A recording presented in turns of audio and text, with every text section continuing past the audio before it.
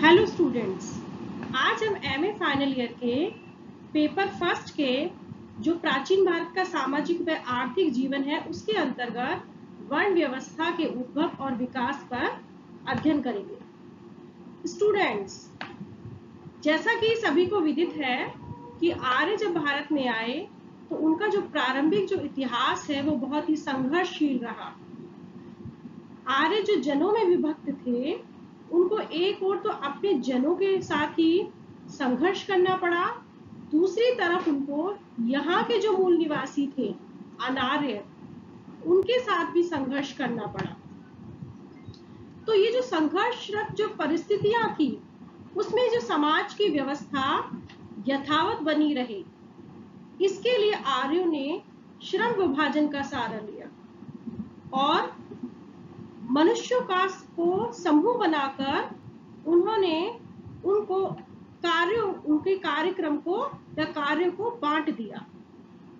तो यह आज हम अपने इस व्याख्यान के द्वारा वर्ण व्यवस्था के उद्भव पर बात करते हैं।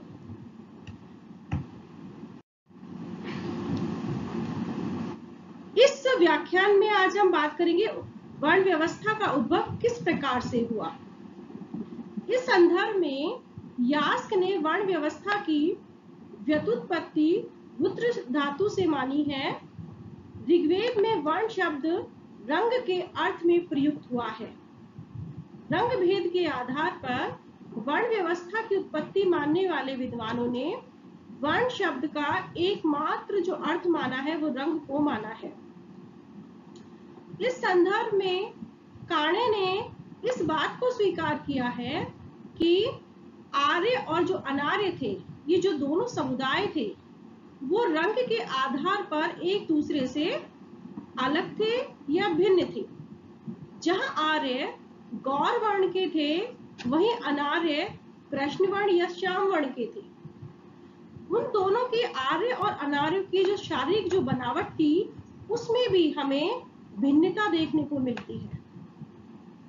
आर्यों की जो नाक थी वो उठी हुई थी, जबकि अनार्यों की जो नाक थी वो बैठी हुई थी या उनकी चपटी थी, और इसलिए उन्हें ऋग्वेद में बहुत सारी जगह अनासा भी कहा गया है। अब वर्ण व्यवस्था की उत्पत्ति के संबंध में जो इतिहासकार हुए हैं काणे, उनका मत इस प्रकार से है। काणे यह मानते हैं कि प्रारंभ में दो ही वर्ण थे, आर्य और अनार्य, जिनको कि दास या दस्यु भी कहा गया, और उनका जो प्रारंभिक जो भेद था वो केवल रंग और संस्कृति को लेकर था, और यह जो विभाजन प्रजातीय और सांस्कृतिक था। लेकिन संहिता काल में जब दस्यु पराजित हो गए तो उन्हें आर्यों के अधीन निम्न श्रेणी का मान लिया गया।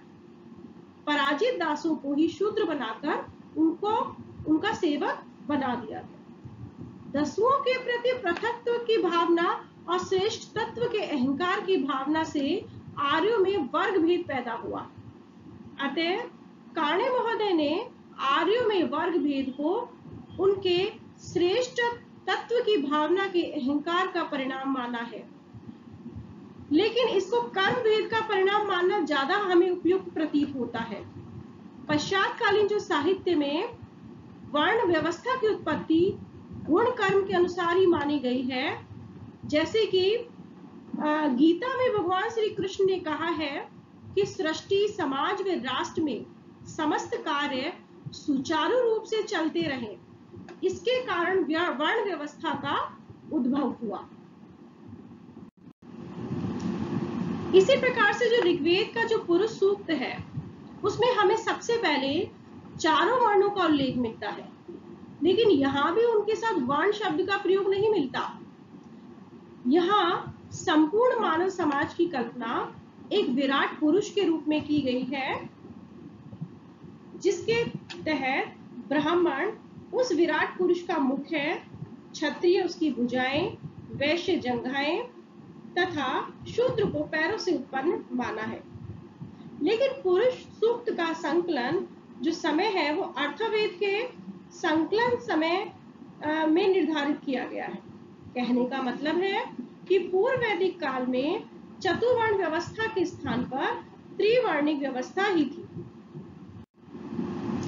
अब हम बात करते हैं चतुर्वर्ण व्यवस्था का परिचय पर। ऋग्वेद के कुछ मंत्रों में ब्रह्म शब्द का प्रयोग प्रार्थना के अर्थ में किया गया है, अर्थात यहाँ प्रार्थना के अर्थ में प्रयुक्त ब्रह्म शब्द से ब्राह्मण शब्द की उत्पत्ति मानी गई है, अर्थात ऐसा वर्ग जो प्रार्थना करते थे या प्रार्थना की रचना करते थे, उन्हें स्वाभाविक रूप से ब्राह्मण कहा गया। समाज में ब्राह्मणों का विशिष्ट स्थान था। ऋग्वेद में हमें ऐसे प्रमाण मिलते हैं जिनसे पता चलता है कि एक वर्ण का व्यक्ति दूसरे वर्ण में जा सकता था और एक परिवार के व्यक्ति विभिन्न प्रकार के कार्य करते थे। कहने का तात्पर्य है कि ऋग्वैदिक काल या पूर्व वैदिक काल है, उसमें वर्ण व्यवस्था का जो आधार था वो कर्म था, ना कि जन्म। अर्थात नीचे का जो वर्ण है वो भी अपने कर्मों के आधार पर उच्च वर्ण के लिए जो निहित कार्य थे उनको कर सकता था। जैसे कि देवापी और शांतनु दोनों ही जो ऋषि हुए हैं, ऋषिट सेन के पुत्र थे, लेकिन इसमें जो शांतनु है वो तो राजा बने और देवापी थे वो उनके पुरोहित बन गए, जो यह प्रमाणित करता है कि दोनों भाइयों में से एक पुरोहित और दूसरा राजा हो सकता था। तो इस प्रकार की जो स्थिति है वो जाति व्यवस्था में संभव नहीं थी। उसी प्रकार ऋग्वेद में हमें ऋषि अंगिरस का उल्लेख मिलता है, जहां पर ऋषि अंगिरस कहते हैं कि मैं प्रार्थना करता हूँ, मेरे पिता वैद्य हैं और मेरी माता पत्थर पर आटा पीसती हैं। इस प्रकार विभिन्न कार्य के द्वारा हम लोग धन प्राप्ति की कामना करते हैं।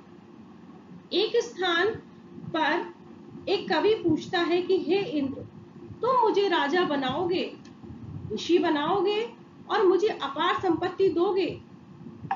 ये जो उद्धरण है वो इस बात का संकेत करते हैं कि पूर्व वैदिक काल में वर्ण व्यवस्था में जो परिवर्तन है वो संभव था और वर्णों ने जाति का रूप धारण नहीं किया था।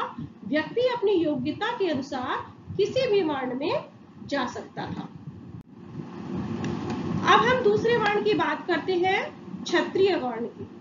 काणे के अनुसार ऋग्वेद में ब्रह्म और क्षत्र शब्द क्रमशः प्रार्थना और शौर्य के अर्थ में प्रयुक्त हुए हैं। क्षत्रियों के लिए प्रयुक्त होने वाला राजन्य शब्द ऋग्वेद में केवल पुरुष सूक्त में मिलता है। क्षत्रियों का कार्य था रक्षा करना और शासन करना, और इस संबंध में ऋग्वेद में हमें कुछ मंत्रों भी ऐसे संकेत देते हैं जिनसे ये पता चलता है कि ये जो वर्ण था वो रक्षा का कार्य और शासन संबंधी कार्य करता था। देवापी और शांतनु की जो कथा है उससे भी यह प्रमाणित करती है कि पूर्व वैदिक काल में क्षत्रिय वर्ग के रूप में थे और क्षत्रिय होने का आधार कर्म था, जन्म नहीं। अब हम तीसरे वर्ण की बात करते हैं, वैश्य। यद्यपि ऋग्वेद का जो पुरुष सूक्त है उसमें वैश्य शब्द के साथ वर्ण का उल्लेख नहीं मिलता।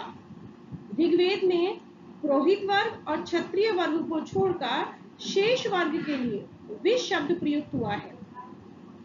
जो परवर्ती जो साहित्य है उसमें कहीं कहीं वैश्य के साथ विश शब्द प्रयुक्त हुआ है। अब चौथे वर्ण की बात करते हैं, वो है शूद्र।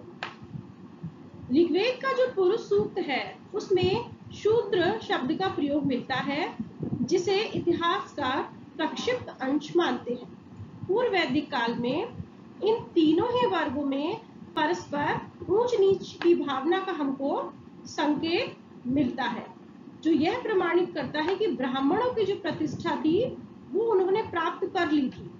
ऋग्वेद में ये भी कहा गया है कि जो राजा ब्राह्मणों को उच्च स्थान देता है उसके लिए पृथ्वी ऐश्वर्य से संपन्न रहती है और वह अन्य जन उसकी महत्ता को स्वीकार करते हैं।